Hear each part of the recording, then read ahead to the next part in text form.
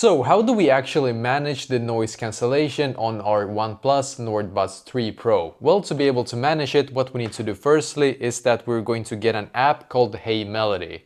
So you can get this app on App Store if you have an iPhone or Google Play Store if you have an Android. It's called Hey Melody. So now when you have actually gotten the app and connected your OnePlus to it here, as you can see, then what we need to do is to look on this devices page here and noise cancellation. But the funny thing is that we need to at least have one earbud inserted into our ear before we can enable the settings. So you can see now I can actually enable noise cancellation. So if you want to be able to turn it off, you just click on off here, as you can see.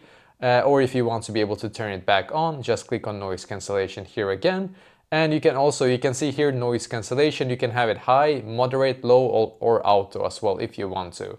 But yeah, basically that is exactly how to manage noise cancellation on your OnePlus Nord Buds 3 Pro.